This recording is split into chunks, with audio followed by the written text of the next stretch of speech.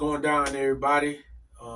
It's your boy, the Don Shagun, aka Dakota Honor, aka Peter Weeder Crisis Hype Man. I'm here with my boy.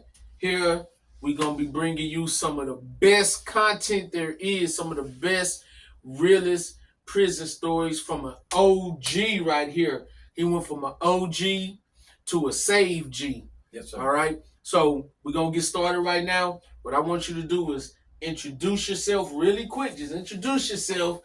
Give us your government. Give us what you go by. Just give us that, man. Introduce yourself. Well, my name is LSYTA Muhammad. My government name is Alvin Jones, David Smith, James Brown. I done gave the police all kind of names. So I mean, you know, when they run my driver's license, they come back. They're like, "Hey, man, who are you, man?" Like license registration. Yeah. Well, my legal name is Aswad Muhammad, man, and I'm here today to introduce this new platform. Yes, sir. My Father's Business, Prison Stories. My life story. Hoping that it inspires somebody. So let's go. Man, welcome to the channel, man. Yes, sir. It's your channel, so welcome to your channel. Thank you. It's good to be here. Man, so tell me, where you from? I'm originally from Los Angeles, California, but I'm from Houston, Texas. Wait, no. What hood, man? I'm from OVG hood. What that mean? OVG means Original Valley Gangsters. Valley Gangsters. Like, oh my God, Valley. No. Oh, okay. Valley. Like get smoke and body get found in the dust. You said Valley Gangster. Look, are y'all Valley Gangsters? I'm just asking the questions. Don't come after me, all right? Well, that don't exist no more. That don't even exist no more. Oh, what them OVG? No, I'm joking. So, yeah, man, OVG, man, and you from Mr. James Brown. So you from OVG? Yes, sir. All right, and you went to prison, man, but truth be told, you didn't get caught in Cali, though, huh? No, I got caught here in Texas, man. You know, I was running from prison when I ran to Texas and went to prison, if that makes sense. See, when I said I was an OVG, Original Valley Gangster, I meant that. I caught my first case when I was 14, but I started a long life of crime when I was 9 years old. 9? Yeah, man. So I'm 9? I'm not just. What you doing 9 at crime at 9? You ain't never heard of Legos and nothing, man? What's going on? No, sir. God, no, he 9 years old. When I was 9, that was 94. I was watching Nickelodeon. You came around. You was off the porch already. I'm talking about 74. Ain't that what y'all call it, off the porch? Jumping off the porch? Yeah, I'm talking about 74. Lord. Yes, sir. If I jumped off the porch, you was into one of them kiddie pools. You jumped off the porch to some aggravated. Yes, sir. No, but so tell me about your family life, though, man. Like, well, your mom, you got mom, dad, brother, sister. I mean, obviously you got a mom and dad. I mean, yeah. Nah, man, my dad passed away while I was locked up. Okay. You know, him and my mom separated when I was like 5 or 6. Gotcha. You know, so I didn't have no, you know, I'm the only boy out of 5 girls. So I didn't have no real father figure or role model in the home. Yeah. You know, so, you know, growing up in the hood where I grew up at, man, you know, my homeboys and dudes I saw on the corner was my role models. Gotcha. You know, that was my OGs and things. So that's who I flocked to and who turned me out on the streets, who gave me the game backwards. Is that how most kids join gangs, looking for family or looking for brotherhood? Yes, sir. Yeah. Yes, sir. So talk about that. So around when were you born? 60, 70? 66. You was born 66. Yes, sir. So you was a generation after Tookie and all them. Yeah. Tookie and them was already on their way to prison and stuff by the time I came up and started sagging and all that stuff. Okay, so 66. So you'd have been 18 in what? 82? 84? 82, 83. 84. 83, 84. Yeah. So you was pre-NWA period. Did you see NWA coming along? Did you see that? No, I was already locked up, man. When was already. Yeah. So what year you got locked up? 85. Ooh, you know that's the year I was born. Wow. That's the year I was born, man. Well, let me try to tell you something. Try to share something with your young school. You gotta get this knowledge while you can. Man, I'm trying. Yeah, listen, 85, man. I'm gonna tell y'all, do get the knowledge. Your grandma, grandpa, your big papa, all them elders, them OGs, get the wisdom from them while they here. Cause when they gone, you can't get it no more. You gonna wish you got it. That's real talk, though. Get that wisdom, youngsters. Talk to them, learn from the good ones now, not the fools out there. So what would you say to somebody who's 12, 13 that's looking for their guidance, man. That's looking for their brotherhood.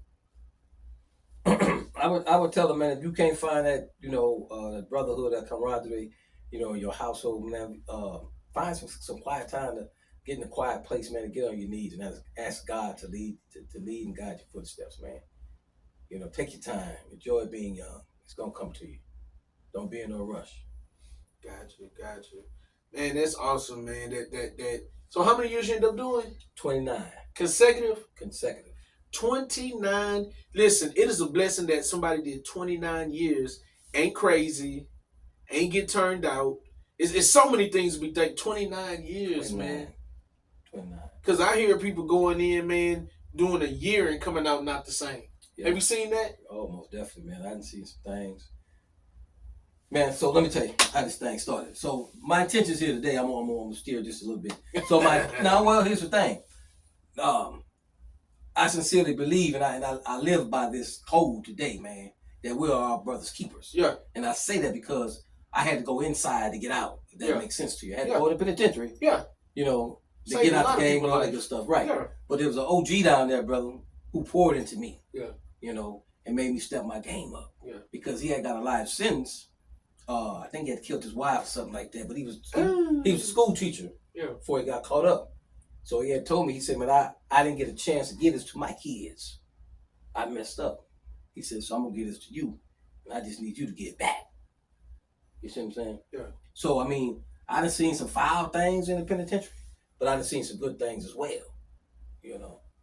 So So can you imagine being a kid in school and your favorite teacher's not there no more and you find out he killed his wife? Yeah. That's crazy. Yeah. Think about that. Yeah. Well, but that's real life. That's real life. But watch this here. Can you imagine being a kid in the penitentiary in the 80s when prison was prison and your cellmate was a former school teacher? Yeah. And it's like, how I get in the cell with a school teacher and I don't like school. That's why I'm in the penitentiary. I ain't like no school. I ran for school. Couldn't read, couldn't write.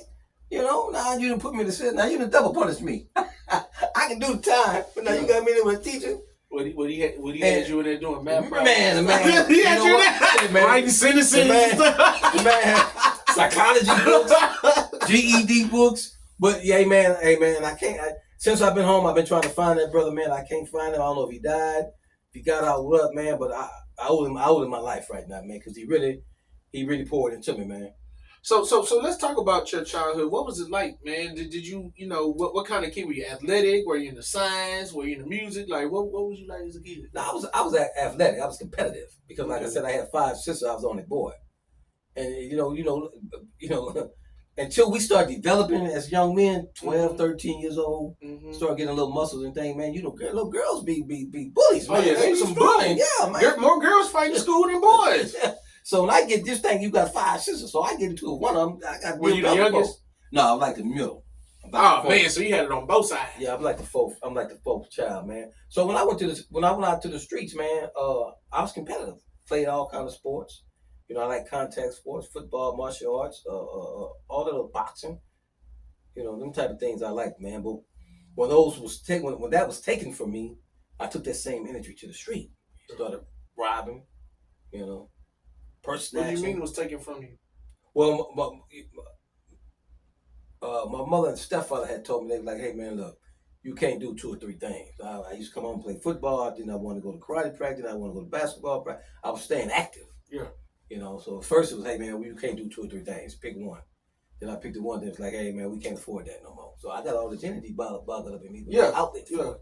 So I took. You probably felt some kind of way. Yeah, I took it to the street. Yeah. Because I'm like, dang, I can't do nothing around this camp, dude. Wow. You think about that the lack of sports or some kind of constructive activity kind of push you towards the street. Yeah, because I had all that energy, Man. Then by me being a boy, my stepfather used to tell me, man, you ain't no girl, you always sitting around with other girls. Get out there and get in the street, man. Go do something. What you want me to do? Yeah. You done took the thing. You done took the things I like away from me. Yeah. You done took that away from me. What you want me to do? Man, this is gonna be good. I'm telling you, it's gonna be a good series, man. So what was popular when you was a kid though? Like what kind of TV show music? Like what was you? Oh man, really cartoons. I didn't really do all that, man. I may have watched Soul Train coming down the stairs, on my way out, on my way out going to the street. That's the only TV you saw. Glancing by it on the way to the streets. I see that, man. But man, the streets are addicting, especially for a kid. You're like if you're making money already. Well, here's the thing. So in California, it was already stressed to us that do all the dirt you're gonna do before you turn 18, because once you're 18, you're going to penitentiary. Yeah. So like I say, I caught my first case at 14, but I started getting. Man, my mother used to come down there when I was 9, 10, 11 years old, and they just, all right, don't come here no more. Just keep them out of trouble. Come pick us up. So are you saying that no music or TV or anything had an influence on you being in the streets? It was just strictly you? No, it didn't have no influence, because you got to remember, this is pre-rap stuff. What no rap stuff, we actually lived that life. 78 when you was 12. Wasn't the Sugar Hill Gang out or something? Oh yeah, it wasn't popular, man. It wasn't popular, man.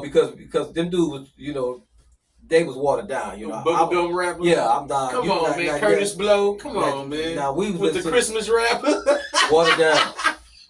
Blowfly. Shout out to Curtis Blow though, man. Shout out to Blowfly.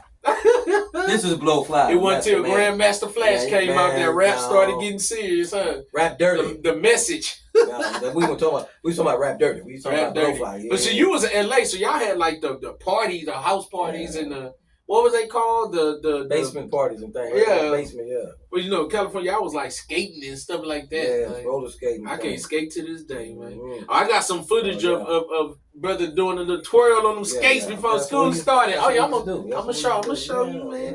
I never learned how to skate. You know why? Because every time I went skating, some girl would let me hold on to her waist to go around. I ain't never learned how to skate. That's all I did. Man. I was a waist holder on to. Nah, but waist holder on to. Yeah. Hey man, shout out to Funplex and Almeida and Lockwood Skating, man. All right, so how was you with the ladies, the girls, man?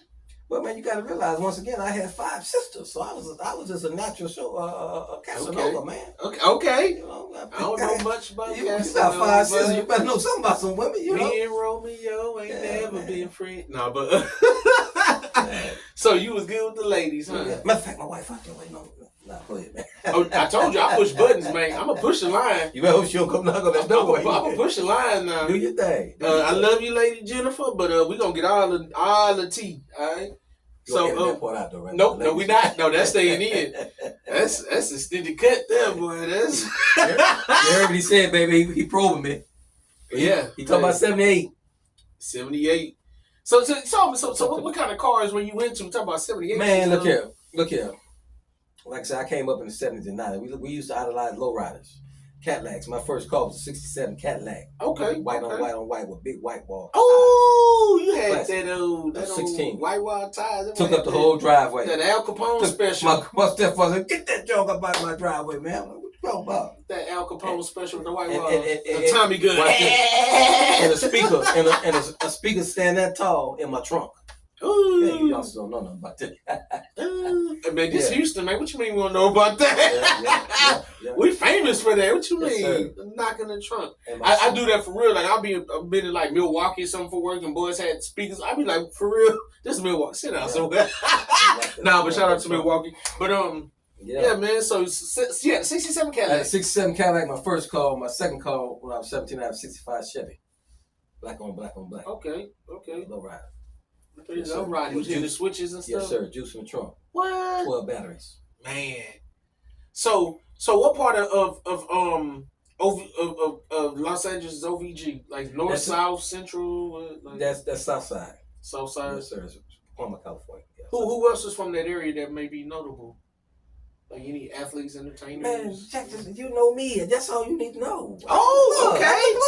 Okay. You the plug. Hey, man, you can't be incriminating yourself on the camera, man. We're going to edit that out. Boy, he's going to get a RICO case. I'm going to get a RICO case about he the plug. You know me. Gonna show up. You just not moving into a house. They going to come. HOA going to kick you out. But now, man, you got to realize, man, I've been gone 29 years, man. Yeah. Then I got out. I've been out 10 years. So, really, I'm from Texas. Gotcha. You know, Gotcha. so all the dudes I knew and shook around with, all them boys either dead or they gone, man. You know, so I go through that now.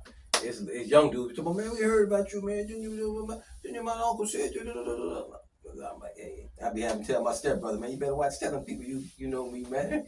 The story of your running away and how you got caught and everything for another video. This is just the intro. We're just getting to know you. Yes, sir. Get people excited for you doing a promo. I do like the wrestling, you know, cut a promo, real good. You know what I'm saying? I'm just joking. So your mom's still living though, right? Yes, How's sir. your relationship with her? Great. Awesome. Yes, sir. Yes, sir. Great, man. So what do you love most about your mama? Cooking or like? I love the fact that my mama OG. What that mean? She was in the streets? No. Okay. Look, she called herself Gangsta Granny. all her grandkids call that Gangsta Granny. She OG. She just raw and uncut, man. My mother, she a believer. She's anointed. She got a white collar. She biblically aware and informed, but she ain't gonna pull no punches. She old school. Yeah. She 82 years old, and she gonna call it ace and a spade a spade. Okay. You know, so I can't do that. You know, very few people got that, man, where they can just be who they are, raw and uncut with, you know, their parents. You know, but like I say, I started messing up when I was 9 years old, so it ain't too much she don't know about me anyway. So ain't nothing I can hide from her, tell her, you know, that she ain't already suspected or know about. So when did the change from Alvin to Oswald come about? When I was incarcerated. Okay, we'll get to that on another teaching. But you decided to stay Oswald, huh? Yes, it's a testimony, yeah. Gotcha. Yes, sir. Gotcha. Okay. Excuse me. So yeah, I'm sorry, I just got done talking a lot, but anyways, so man, I'm excited about this prison story channel because there's a ton of prison stories out there, but not a lot of them are going to be coming from the perspective you're coming from. A lot of people do the prison stories for shock value or you know, different things, but you plan on being real with your message, what you talking about with the prison stories, because not only that, you learn Spanish. Yes. In there. But when did you learn Spanish?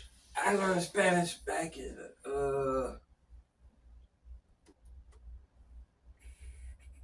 98. 98. I think I started studying Spanish back in 98. And how long before you became fluent? I'm not fluent right now. You're not? No, I'm not fluent right now because you got to realize Spanish isn't my native tongue. It's not my first language. So I mean, it's some songs, some lingual, you know, they shoot by me that I still can't pick up on. You know, I'm decent. You know, I can communicate and what have you, but as far as being fluent, because it's just like when I was coming up, we had what we call pig Latin. We didn't want you in our business. We talk pig Latin. We lose you. Pig Latin. See what I'm talking about? No, I've heard of it. But say something in pig Latin. I done forgot. It's been so. Oh my gosh! I ain't gonna give you the game, school. How you gonna not tune into the station? You won't get it. Tune into the station. Oh, you gonna bring up pig Latin and not say something in pig Latin? I don't know. Dad, you remember your pig Latin? You remember anything? We got the apostle over here, y'all, holding us down, make sure this thing don't get out of control. He got that holy all over there. I don't remember. You remember that? I'm trying to look. That ain't the tongue we speaking. But we spoke it. Okay. We spoke it back. No, I remember people speaking it, but I never understood it. Yeah, but it's the same thing in Spanish. You know, they got different dialects. If they don't, you know, like I used to tell my setting when I was growing up, man, slow down, man. Let me keep like, no, we don't talk like that. You won't learn? Pig Latin. Doggone pig Latin. So yeah, man. So what are you up to these days? Like what do you do now these days? What do you? Man, you know, it's like I just can't slow down these days, man. You know, I got all kinds of things going on, man. You know, first of all, I'm chasing after God's grace and glory. That's first off, you know. Then you know, I'm chasing those dreams and aspiration He birthed in me while I was in prison. You know, it's like everything I wrote down, everything I desired to do while I was there, everything I said I was going to do, I'm doing it right now. All right, on my way to doing it. You know, so what I'm doing right now, man, is just being obedient, you know, to what God has called me to do, man. And that's to be my brother's keeper and give back. Okay, what's some other projects you working on? Well, I'm working on I'm working on other YouTube channel, Rapology. Heads up the Rapology show. We're gonna soon be doing another show from the TV station, HMS. I think I'm gonna probably just work on my manuscripts for those, and then present them to different film festivals, things like that. Bring them to the big screen. I ain't gonna play with them. I'm thinking about doing another, just a TV series aside from this. Yeah. But right now I just moved to my first home, man. I'm trying to get all that stuff there situated, man. So, in between that and work and, still trying to teach Spanish and stuff like that, man. It's just trying to manage my time probably right now, bro. Gotcha. Mm-hmm. So you got married, huh? Got married. How long ago you got married? Man, 2 years. Been too long. 2 years? Long years, man. Bro, you got long. I know. I'm doing Talk about 2 years. Somebody told me, what, 2 years? Man, still got cake around your collar. That honeymoon phase was literally just a honeymoon. Yeah, man. 2 years, man. It's like the honeymoon phase. But I look forward to it, man. Yeah, every day is you learn something new about the person, man. So. Yeah. So you got kids, man? I got one son. Okay. Yeah, I got one son. Is he in Cali or? No, he's actually in South Park. Sunnyside, South Park. Mm-hmm. Oh man, he in the hood. Shout out to you, big OG, Chaz. Yes, sir. Chaz the barber. Oh, he's a barber. Yes, sir. That's awesome. Yeah. So, speaking of that, because I know when I was growing up, every black kid first job was either cutting grass or cutting hair. What was kids' first job outside of selling drugs? But what's y'all first job? Man, you know what? I can't remember. What was you flipping burgers, cutting grass, cutting hair? I applied for, man. My mama got me my first job. I think I worked for them people maybe 2 days, man. Because it's funny because my son told me that one time, about slow money. And I had got used to making that quick money, man. I couldn't sit on no job, wait around, and then I ain't gonna get paid till 2 weeks later. No. 3 weeks, we gotta put a week in the hole. Yeah, exactly. No, so a week in the whole mess, man. Yeah, but my first job I actually held down was when I got out of prison, man. I think it was at a company called ATS, a chemical plant up down here in the port. Shout out to ATS for hiring somebody coming out of jail doing 29 years. Big shout out, man, because a lot of people come out and they can't get a job because having a felony is bad. Like a lot of jobs won't hire you. Well, and that's why I'm doing this show here, man, because I want to inspire this generation not to make the same mistakes I made, but I also want to inspire those who may have made some mistakes and find themselves incarcerated to know that that's not your last, that's not your resting place, man. There's life outside on the other side of them bars, man. Because a lot of us get down there and gets frustrated. How I'm gonna work? How I'm gonna get a job? I gotta pick the bag back up. I gotta pick the pistol back up. You ain't gotta do that, man. So when I went to apply for this job here, the dude was like, "Well, man, where your resume? There's a big gap missing here. Just that." Now, I told myself I've been locked up. Like, what you been locked up? Trying to sell some dope, I had some robberies and things on my belt. So he really thought I was playing. He said, "Man, I'm gonna do a background check on you, and if what you check, no, seriously." He said, everything came back. Yeah. He said, "I'm gonna do a background check on you, but if what you telling me is the truth," he said, "You got a job." He said, "But if you don't hear from me no more," he said, "I ain't got time. Have a good day." I burned out. Called me back the next day, real humble. "Mr. Muhammad, you think you can come in and accept this welcome letter?" Yeah. But that's because, like I said, man, while I was down there, man, somebody poured into me. Yeah. And when I walked up out of that, man, I followed that, man. I stayed down there, and God been guiding my foot. God ordered my footsteps ever since, man. What was that moment like walking up out of Oh, man. Man, look here. Woo! I can't even describe that one, man. It was like when I walked off that fast this morning. Nah, it was like when Jesus called Peter out there on that water. Like, I'm coming up out of here, man. Yeah. But you know what? A dude asked us, man, it's like me and about 12 more guys, they was letting us go. They take it to this back gate, Funfield. And the dude got all the way to the gate, man. After we did all this strip searching, they give you paperwork and this, that, and the other with a report. Dude got to the gate, man, and stopped at the gate, turned around. So, man, let me ask y'all something. So everybody like, man, open the gate. free now. Open the Yeah. gate, man. Yeah. Hey, man, y'all ain't out there. Let me ask you something. So the dude was like, do anybody want to stay? I'm like, Who want to stay? Yeah, everybody. He said, good. We done our job. Open the gate and let us go. You know, so, you know, I said that, man, to say that once again, you know, my intentions here, man, is hopefully, man, to give somebody something they can use, not only to get out, but to stay out, man. Because here's the thing I want you to understand if you're down there, bro. It's called prison. It's not a Holiday Inn. It ain't designed to be comfortable, man. But it should be so uncomfortable that you don't want to never go back. That's what's kept me out here 10 years and counting. I'm never gonna go back down there, man. Another dude sleeping on top of my bed in the top bunk and smelling his funky feet and all that. Yeah, I'm not gonna do all that no more, man. I need to laugh. No, but I mean, it is what it is. It's prison All stories. right. Man, it's prison stories, man. Lord have mercy. Yeah. No, I'm just laughing at the dude teasing y'all. Alright, y'all ready to go? Yeah. Oh, let me find the key. Hold on. Yeah, all of those stuff. I don't think I got the right key. Hold on. Y'all go back in there real quick. I can't. Dude finna get hurt, man. Them folks ready to go, man. He's finna get hurt, huh? Yeah, dude finna They get just. hurt. All right, man. So as we get ready to wrap this up, man, let me know. So what you want to tell the people, man, before we get this series started, man? Man, look here. Tune in once a week right here on My Father's Business, Prison Stories, with yours truly, Aswad Muhammad, and the Don, Mr. Shagam, out of the center, only brother I know with an African slash, who you said that was? The watered down Van Damme boy name, the martial artist, Steve Seagal. Only African I know the name almost like Steve Seagal. You gonna give me the fakest martial artist there is out there? Every time I say that, please. The fakest martial artist.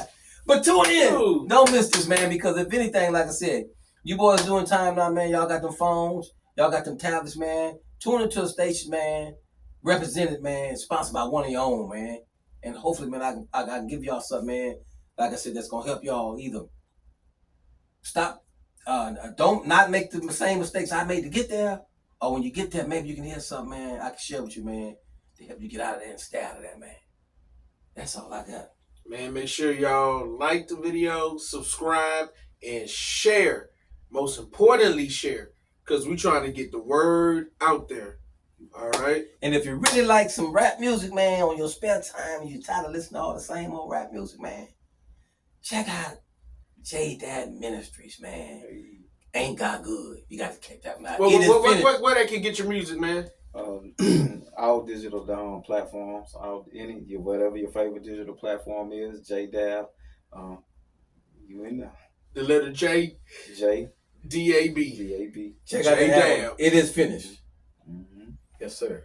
And we are finished too. And we are finished. Because I'm ready to go get me some more chicken.